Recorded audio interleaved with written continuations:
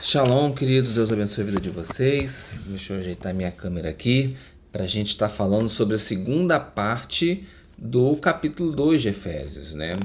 Agora temos bastante coisa para a gente discutir e eu preciso organizar minha vida aqui. Calma aí rapidinho.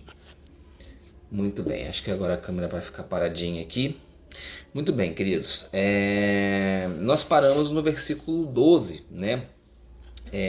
Que trata a respeito de que vocês, gentios, estavam naquele tempo, né?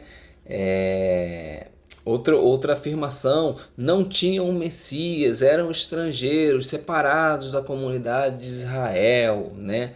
Longe das promessas, tudo isso sendo discutido no versículo 12. E eu tô com meu olho terrível hoje. E então, para a gente conseguir entender aí, separar esses versículos, nós vamos entender que existem aí pelo menos 5 aspectos do gentio pré-Yeshua, do gentio pré-Jesus, ou seja, antes de Jesus.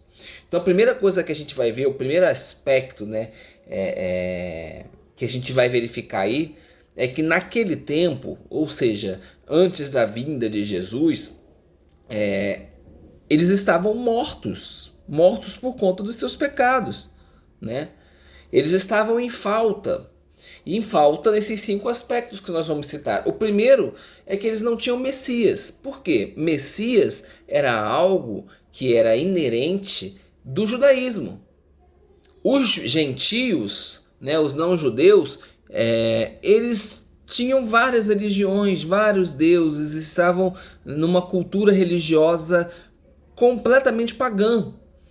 E dentro dessas culturas multiculturais, não havia essa imagem de um Messias, de alguém que viria, que morreria para poder expiar os meus pecados e os seus pecados. Isso não existia dentro da comunidade gentílica dos não-judeus daquela época, tá? Então, o conceito de Messias é um conceito judaico, tá? Então, por isso que os gentios não tinham, tá? E Paulo, ele fala a respeito de nós não termos Messias num primeiro momento, porque os demais pontos que ele vai citar, eles são resolvidos a partir do momento que você passa a crer em Jesus, passa a ter um Messias, tá? Então, qual é o segundo tópico? Vocês eram estrangeiros, vocês eram excluídos, vocês eram alienados da vida nacional de Israel, ou algumas versões vão estar da comunidade de Israel. E a palavra que está em grego, vocês me perdoem minha pronúncia, como sempre falei para vocês, não sei muito de grego, né? Politeia. Politeia dá a imagem pra gente de político, de política, tá? Mas ele é traduzido aí em alguns bons dicionários de grego, tá?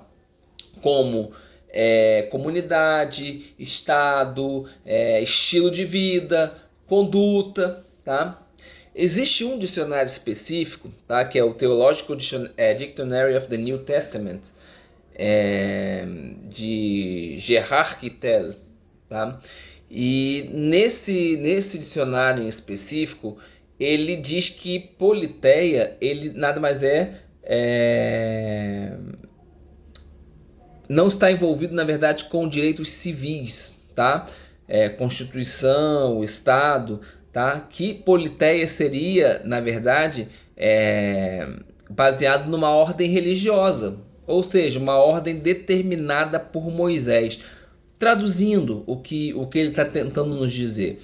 Ele está tentando nos dizer que, pela tradução dele, a palavra politeia, que tá traduzido para você provavelmente como comunidade, né, afastados da comunidade de Israel, que na verdade esta comunidade não são as leis da comunidade, não são os aspectos políticos dessa comunidade, mas em si são os aspectos religiosos, ou seja, vocês estavam afastados da lei de Moisés, tá? Segundo este estudioso, tá? O Gerhard Kittel, ele pensa desta maneira, tá? Então, assim, fazendo um sentido figurado, Israel teria um privilégio, né? Esse privilégio era uma promessa, e essa promessa foi feita ao povo de Israel, né, da vinda do Messias, e os gentios estavam afastados daquilo. E agora, mediante ao Messias, eles passam a fazer parte disso. E aí um grande problema é que, às vezes, o gentio, tá, eu me coloco nesta condição, às vezes quer só os benefícios, né? Então, assim, eu quero só as promessas, mas eu quero só o bônus. O ônus eu não quero. Eu não quero ter que andar com a comunidade de Israel. Eu não quero fazer parte da comunidade de Israel no que diz aos deveres que eu tenho que ter. Eu só quero os direitos, né? E isso é muito ruim. Isso é completamente fora da curva, tá? Então, vocês agora, nós fazemos parte de uma comunidade, de uma família, né? A fé nos uniu nesta família. E aí a pergunta que se faz será que nós, gentios, devemos nos enquadrar dentro de uma família de Deus chamada Israel, da qual agora nós somos coparticipantes, né? Do qual agora nós somos co-herdeiros com eles das promessas, ou eles é que tem que se adequar à nossa cultura? Porque hoje é muito fácil falar. Porque hoje o evangelho está, vou chamar de dissolvido pelo mundo, porque literalmente foi dissolvido, perdeu a essência. Se você bota muito pó de suquinho, você pega um pacotinho daquele de suco, joga na caixa d'água, ele não te dá gosto nenhum, né? Mas se você pega aquele pacotinho de suco e coloca em 1 litro de água, ele te dá um suco saboroso, né? E o evangelho hoje, na minha concepção, está muito dissolvido, né? Grandes ensinamentos de Cristo são deixados de lado para ensinamentos às vezes toscos, bobos de homens, tá? Então, a gente trazendo para os dias de hoje, fica até difícil a gente compreender. Mas nos tempos de Jesus, gente, não tem nem o que pensar. Os gentios precisavam se enquadrar dentro de um pensamento familiar de Israel. Porque eram eles que tinham uma noção de santidade, eram eles que tinham uma noção daquilo que era certo e errado perante Deus, porque eles que conheciam a palavra de Deus. Então, fazer o contrário é complicado. Você pega o exemplo de Ruth, por exemplo. Ruth, o que ela fala primeiro? Seu povo será o meu povo. Primeiro ela fala do povo, depois ela fala de Deus. Olha, meu povo será o seu povo será meu povo. E o seu Deus será o meu Deus, tá? Então, nós gentios deveríamos nos lembrar um pouco disso. Nós éramos estrangeiros, mas agora nós somos co-cidadãos do povo de Deus e devemos nos comportar como cidadãos deste reino. Ah, mas Israel não tinha erros? Claro que tinha. Claro que tinha. Mas, numa perspectiva histórica, eles estavam mais perto daquilo que era certo e que era errado do que o gentio. O cara estava acostumado a ter 30 deuses. Se prostituía todo final de semana nos cultos. Os cultos pagãos envolviam drogas, envolviam bebedeira, envolviam sexo de tudo quanto é tipo que você possa imaginar. Aí, de repente, esse cara se converte. Qual cultura que ele tem que levar? É a cultura dele que tem que ir para a comunidade de Israel? Ou é a cultura da comunidade de Israel que tem que ir para ele? É isso que nós precisamos pensar. E hoje em dia, a gente vê que isso inverteu um pouco. O que acontece? Você pega um cristão, muitas das vezes esse cristão dentro de uma igreja evangélica ou católica, seja o que for, vai receber agora a presença de um crente judeu, ou seja, um judeu messiânico, um judeu que acredita em Jesus Cristo nosso Senhor. Aí o que o cara faz? Fala assim, não, agora você tem que largar a sua cultura, larga tudo e você tem que se adequar a nosso estilo, a nossa forma de viver. Isso não está certo. A gente precisa entender que Israel constitui para nós, gentios é uma norma, um centro gravitacional. Claro que o nosso centro gravitacional, aquilo que é nossa busca, é Jesus Cristo. Mas como comunidade, como buscar aquilo que é certo e que é errado, eles têm muita coisa a nos ensinar. Não é a gente querendo colocar a nossa cultura pela goela abaixo do cara, tá? A gente tem que lembrar que quando a gente vai para Romanos no capítulo 11, o mesmo Paulo, ele vai determinar que os gentios, eles são ramos bravos, zambuzeiro, erva daninha, mato, né? E este mato vai ser enxertado em uma oliveira. E essa oliveira, ela é interpretada como Cristo, mas ela é interpretada como Israel também. Então nós estamos sendo enxertados nesta família e precisamos entender qual é o conceito de família. Outra coisa, que seria o terceiro ponto. O primeiro ponto que eu coloquei para vocês, não tinha o Messias. O segundo ponto, que eles eram estrangeiros e longe da comunidade de Israel. O terceiro ponto, estrangeiro às alianças que incorporavam a promessa. A promessa foi feita para os judeus. Nós herdamos essas promessas, somos co-herdeiros dessa promessa. E essa promessa não é somente a nova aliança em Cristo Jesus, que é a aliança primordial e a mais importante, mas inclui também a aliança com Abraão, né? Que Deus viu tudo aquilo que ele fez, né? Viu a fé dele e imputou isso como justiça. Então nós precisamos andar nesta aliança com fé. E o pai da o nosso pai na fé é Abraão. A aliança mosaica também faz parte das promessas que nós recebemos, das alianças que nós recebemos. E também nós temos a nova aliança, tá? Então, Paulo, quando ele fala aqui, ele está colocando que através da fé nós nos tornamos participantes por completo dessas alianças. Não é só uma aliança. Ah, Juliano, mas a aliança de Abraão tem que me circuncidar. Não é necessário mais, né? Porque a nova aliança, ela é suficiente para a salvação. Mas isso não significa que você não vai viver pela fé, como Abraão fez, tá? Então, este é o terceiro elemento. O quarto e o quinto elemento, eu vou colocar de uma vez só, né? Que vocês não tinham esperança, eram sem esperança e sem Deus.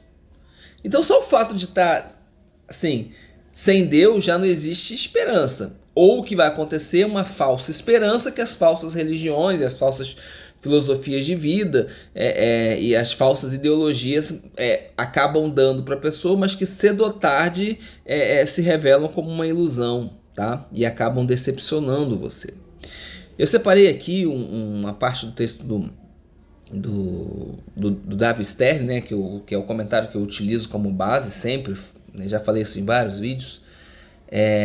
Ele traz aqui um psicanalista, né, Otto Rank. Otto Rank era um judeu que era discípulo de Freud. E ele se separa ali de Freud, né? Ele rompe com Freud e ele escreve o seguinte, que todos necessitam e produzem ilusões a fim de manter a si próprio em um mundo sem propósito, né? Falar disso, né, que as pessoas precisam criar ilusões, traduzindo, não, Deus é uma ilusão, o que está escrito na palavra de Deus é uma ilusão, as pessoas precisam dessa ilusão, né, para se manterem sãs, para se manterem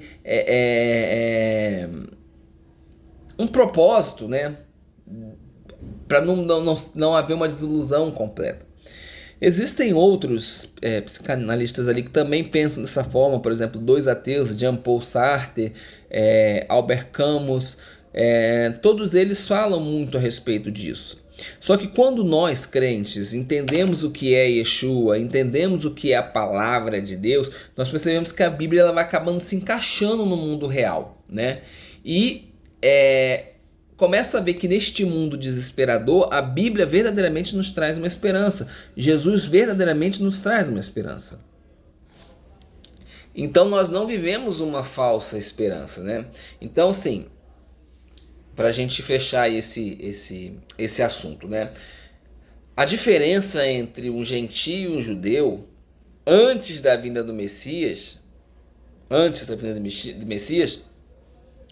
não era tão simples, tá? Porque, assim, às vezes as pessoas falam, a diferença é que o judeu era circuncidado e o gentio não era circuncidado. Não é tão simples assim, tá?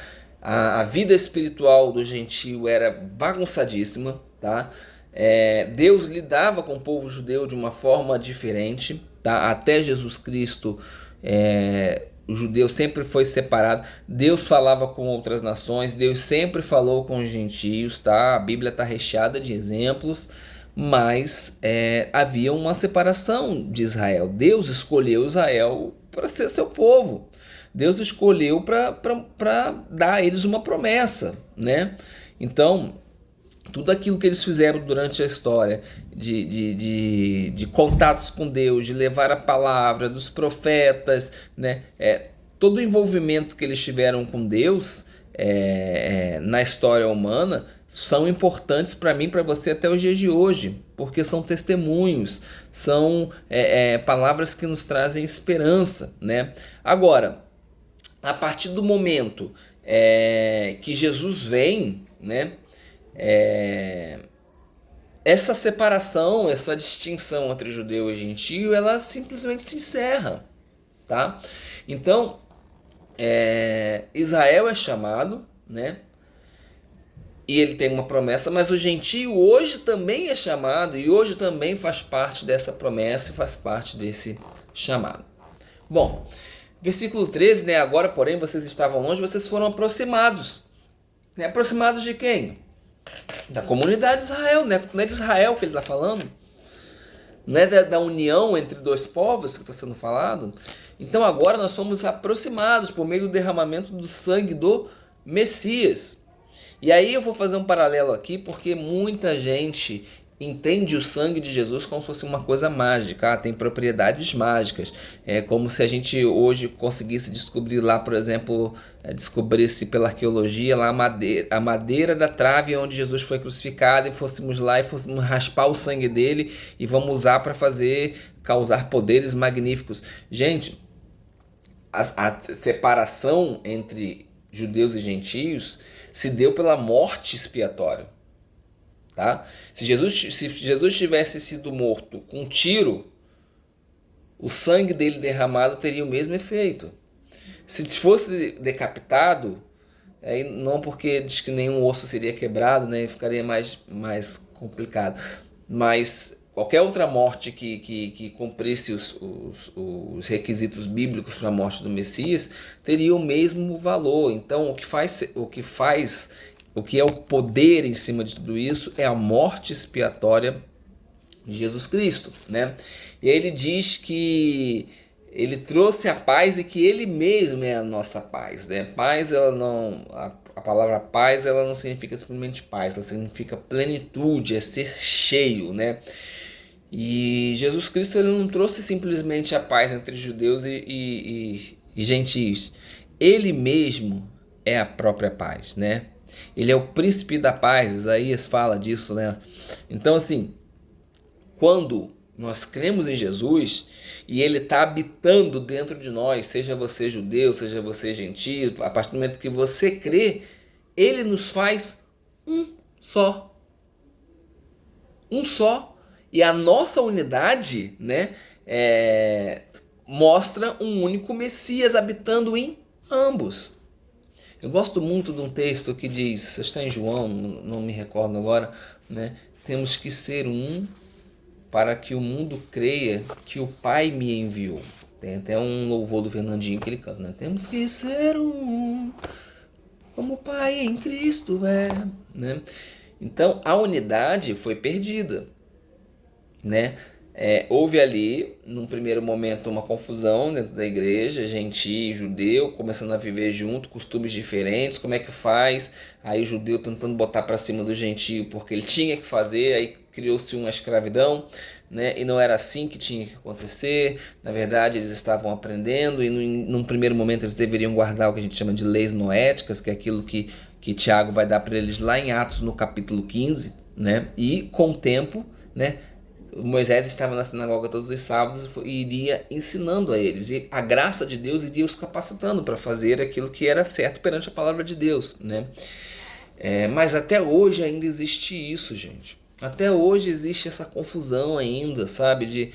Aí você vai numa igreja, aí você vai com um kippah na cabeça, aí alguém vem na tua cabeça e fala, olha, acabou essa história, você tem que comer o que você quer, e você faz o que você quiser, e a lei foi abolida, e você fala, meu Deus, a gente, em vez de estar se unindo aqui, adorando a Jesus Cristo, a gente está discutindo coisas que a Bíblia já deixou tão claro, mas que infelizmente alguns ainda não tiveram revelação.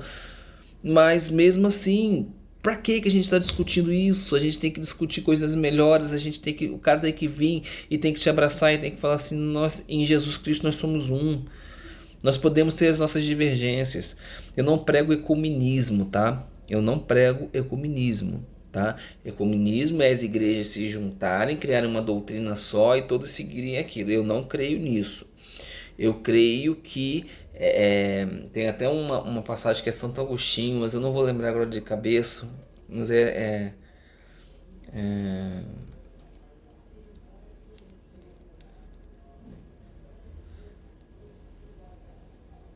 mas é algo como nas coisas que nós concordamos unidade, nas coisas que nós não concordamos diversidade, mas em tudo caridade, né? Então nós podemos divergir de pensamento. Nós podemos ter interpretações diferentes da Bíblia e o Espírito Santo vai mostrando para cada um. Se nós tivermos o coração aberto, aquele que está errado naquele primeiro momento vai ser convencido pelo Espírito Santo. Isso eu não tenho dúvida nenhuma. Mas a gente tem que andar em união. O amor nos une. É o amor que importa, tá? Então, assim, aí a Bíblia vai falar sobre um muro de separação, tá? Seria Mihitzah, acho que seria essa pronúncia, Mihitzah, tá? Que é literalmente o que divide algo no meio, a palavra em hebraico aí para parede de separação, tá? As sinagogas ortodoxas até hoje existem essa Mihitzah, tá? Ou Emirtzah, que é uma divisória, uma parede que separa homens de mulheres, tá? Mas a figura de Paulo aqui, quando ele fala sobre o muro de separação, não é uma sinagoga, tá? A visão dele aqui literalmente é o templo, tá? Então no templo lá em Jerusalém, em volta do templo havia um muro, tá? E neste muro havia uma inscrição proibindo qualquer estrangeiro de entrar sob pena de morte. Flávio Josefo fala disso no seu livro, tá? Nas Antiguidades dos Judeus ou na Guerra dos Judeus, tá? Isso está bem definido lá, tá? Então, esta parede de separação não permitia que os gentios que acreditavam no Deus de Israel pudessem cultuá-lo como o povo de Israel cultuava, tá? Então havia essa diferença. Inclusive havia um pátio também, tá? E esse pátio tinha um pátio separado também para as mulheres. Agora, quando o Messias vem e quando o Messias morre, diz que o véu do templo se rasgou, né? E esse véu do templo se rasgou, inclusive tirando o privilégio que era só do sumo sacerdote. Só quem poderia ter acesso ao Espírito de Deus era o sumo sacerdote. Só que agora você pode também. Então o judeu comum pode ter acesso ao Santo dos Santos mediante Yeshua. E o gentio também pode? Sim, o gentio também pode, tá? Então, esta separação que havia entre o povo de Israel e o povo gentio, ela perde o seu efeito espiritualmente falando. É claro que enquanto o templo estava construído, aquilo existia ainda, E essa regra foi perpetuada até que o templo caiu. Mas espiritualmente falando, para aqueles que entendiam que o véu se rasgou, que não há mais necessidade do sumo sacerdote físico aqui na terra, já que Cristo faz essa função no céu, automaticamente eu tenho livre acesso ao meu Pai, mediante ao meu Messias, né? Então, a gente precisa pontuar isso para que vocês entendam que aquilo que estava sendo falado ali era a respeito literalmente de um muro, tá? Existia esse muro ali, tá bom? Então, tem até um caso na Bíblia interessantíssimo, né? Que é uma falsa acusação. Tá lá em Atos, no capítulo 21, vocês vão ver que Paulo é acusado de levar um gentio, né? Que era Trófimo, para dentro da barreira, né, para dentro deste muro. E isso teria gerado ali a revolta entre os judeus, e isso levou ele a uma prisão, tá? Mas não faz sentido Paulo ter levado o gentio ali para dentro, até porque Paulo já tinha um entendimento completamente diferente, tá? Então o ponto que Paulo quer levantar ali, no final das contas, é que realmente já não havia mais separação, gente, tá? Então o povo gentio pode se unir ao povo judeu, e podem ser com ele um único povo. Mediante quê? Mediante a fé no Messias, em Jesus Cristo, nosso Senhor. O que acontece hoje, gente, é que você vê que como as coisas se invertem, né? Então, muita gente acusa hoje os judeus messiânicos de falar, estão querendo judaizar, estão querendo levantar o muro de novo. Então, se você é judeu e você se converte a Cristo, você tem que se tornar evangélico, né? Então, você está vendo que você não pode mais manter sua identidade, e esse muro foi levantado? Dá para entender que esse muro foi levantado? Então, muitas das vezes, os próprios gentios é que levantam esse tipo de questão, né? Vocês estão levantando essa parede de separação, só que eles mesmos é que estão reconstruindo isso, né? Não permitindo ao judeu viver o seu judaísmo. O judaísmo nada mais é do que seguir a palavra de Deus. O cristianismo também na sua essência. Então é diferença, né? Costumes. Quer dizer que agora nós temos que adotar costumes? Quer dizer que agora o gentio tem que adotar costumes judaicos? Também não. Também não. O gentio não precisa usar kippá. Mas o gentio precisa honrar seu pai e sua mãe, o judeu também. É isso que importa. São essas coisas que se importam, tá bom? Então o Messias de ambos fez um, tá? O Messias de ambos fez apenas um. Então nós temos que aprender a ter unidade, tá? E aí vamos pro versículo 15. Como esse vídeo vai ser extenso, já dão 27 minutos, vamos pular para uns 40, eu acho. Vamos lá. O versículo 15 diz assim: destruindo em seu corpo a inimizade ocasionada pela Torá, com seus mandamentos estabelecidos nas formas de ordenança. Gente, isso é uma confusão do tamanho do mundo. Do tamanho do mundo, porque a pessoa vem pra gente e fala assim: olha aí, ó, Jesus Cristo, né? Ele anulou a lei, né? Porque através do seu corpo ele destruiu a inimizade ocasionada pela Torá e seus mandamentos estabelecidos de forma de ordenança, né? Aí Paulo se torna um hipócrita, porque Paulo diz que a Torá é santa, boa, ela é perfeita. Uai, quer dizer então que a Torá, nesse caso aqui, está ocasionando alguma coisa, tá? Então a gente precisa entender esse contexto, tá? Vou trazer para vocês aqui uma tradução alternativa, tá?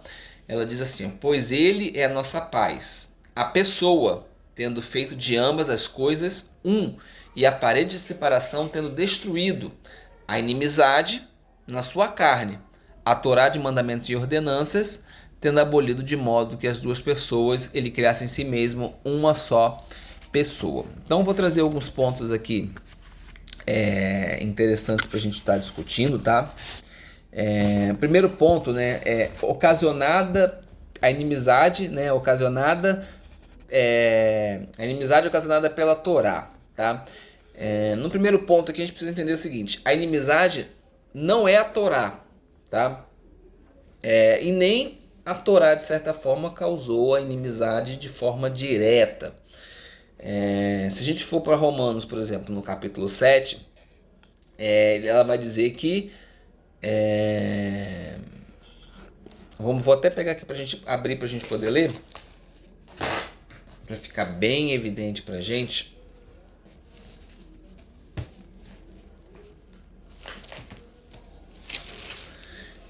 Romanos 7, vamos ler a partir do versículo 5, diz assim: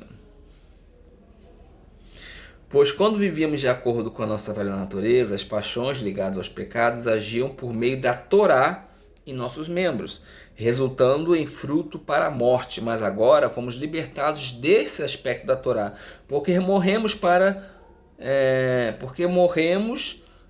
o que nos dominava, de modo que agora servimos de uma nova forma provida pelo Espírito, não do antigo jeito de seguir exteriormente a letra da lei.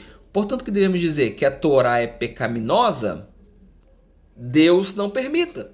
Ao contrário, a função da Torá era que, sem ela, eu não soubesse o que é pecado. Por exemplo, eu nunca teria consciência de que é cobiça se a Torá não tivesse dito não cobice. O pecado, porém, aproveitando a oportunidade oferecida pelo mandamento, trabalhou em mim todo tipo de desejo maligno, pois a parte da Torá o pecado está morto. Anteriormente eu vivia fora da estrutura da Torá, mas quando o mandamento me encontrou, o pecado tornou-se vivo e eu morri. Mas quando o mandamento me encontrou, o pecado tornou-se vivo e eu morri. O mandamento que deveria trazer vida para mim trouxe, na verdade, morte, porque o pecado, aproveitando a oportunidade apresentada pelo mandamento, enganou-me e por meio do mandamento me matou. Portanto, a Torá é santa, isto é, o mandamento é santo, justo e bom, tá?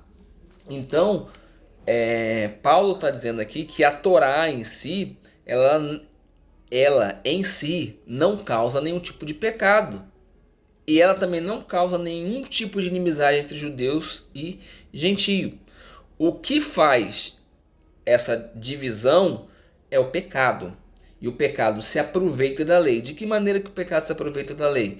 Muito simples. Você diz para o seu filho assim, não pode botar o dedo na tomada. Enquanto você não disse aquilo para ele não era pecado. Ele não sabia o que era certo e o que era errado. A partir do momento que você deu a ordem para ele, ele botou o dedo, aí sim, ele acabou cometendo um pecado. Ele acabou usando a lei acabou o acusando. Mas a lei em si não provocou nada nele. Ele é que provocou, tá? Então, essa inimizade entre judeus e gentios, ela vai estar trabalhando em 4 componentes específicos. Primeiro componente, você tem a inveja do gentio do status social, né, que Deus concedeu para Israel. Infelizmente isso tem, tá? Infelizmente isso tem. Há uma certa inveja, tá?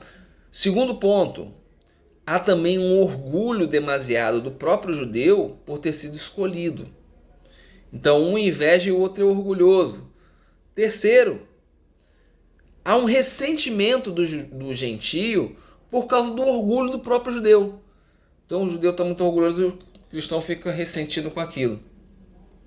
E o quarto componente nessa história é a aversão mútua contra os costumes dos grupos. E aí é que está o problema deste versículo. É aí que mora a chave para você entender esse versículo. Porque você tem 2 culturas completamente diferentes. Sendo que a cultura gentílica seguia os costumes dos seus deuses antigos. Mas a cultura judaica, ela seguia... como é que eu posso explicar? Não era algo direto do judeu, né? A cultura judaica era uma resposta ao quê? A Torá, aos mandamentos estabelecidos em formas de ordenança. Então, essa é a razão apropriada para dizer que a inimizade entre judeus e gentios foi ocasionada pela Torá. Por quê? Vamos dar um exemplo. Fulano se converteu, servo de Jesus. Ele até semana passada ele estava lá com seus 15 deuses diferentes se prostituindo. E ele agora se converteu. Aí ele vem para um jantar, um momento de comunhão. E ele traz lá o porquinho dele. Trouxe um porco aqui pra gente assar. Aí o judeu olha para ele e fala assim, meu irmão, a Torá não diz que a gente não pode comer isso. Aí gerou o quê? Inimizade. Houve um conflito. E o conflito quem fez? Foram os mandamentos da Torá indiretamente. Mas na verdade é a cultura judaica em si. E essa confusão existe até os dias de hoje, né?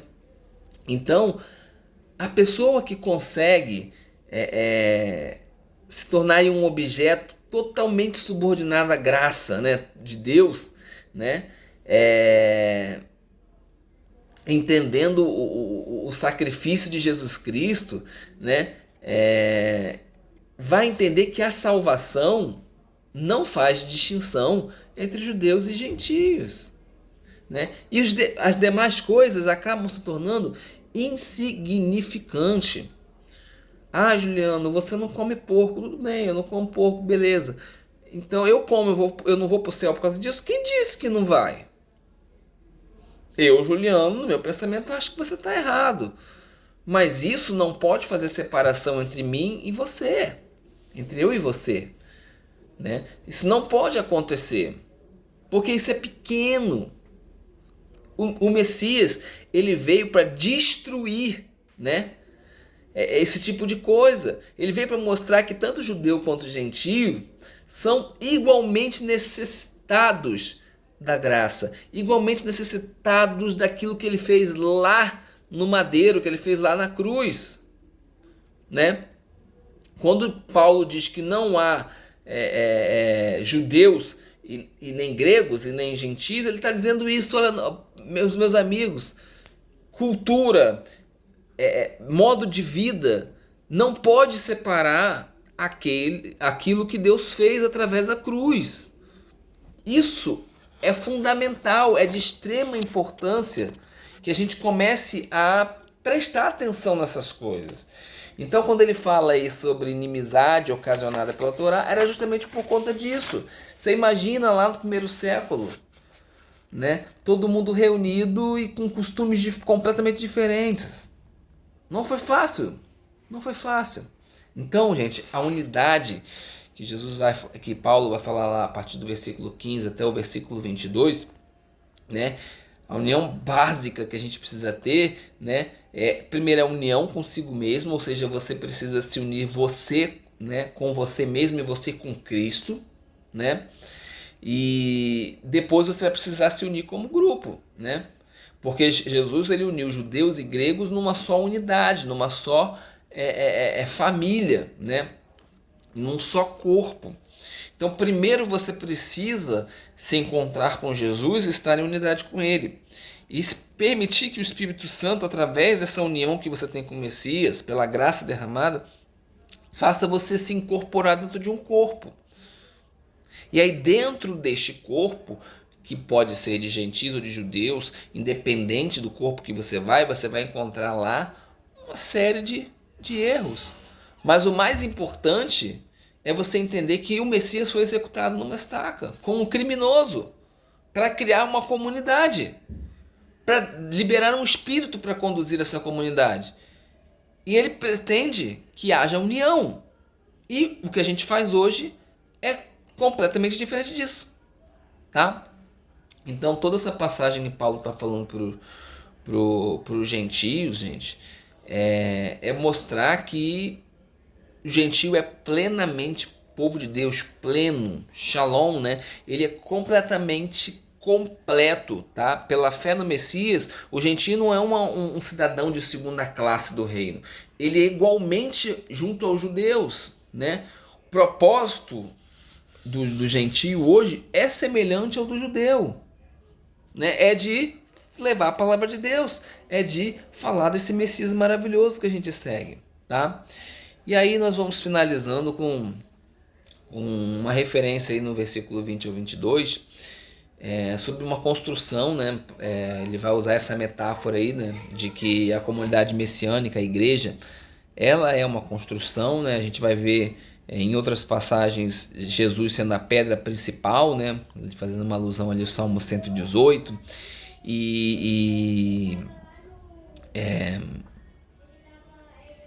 A visão que ele traz para a gente também, né, que assim, enquanto a gente tem uma corporação aqui, né, um corpo do Messias, né, uma igreja, né, o mais importante é que essa igreja não seja uma igreja simplesmente física, grandiosa sua estrutura, mas o que é mais importante é que Jesus possa estar, essa comunidade, né, com Jesus possa estar crescendo em um templo santo. Esse templo é você.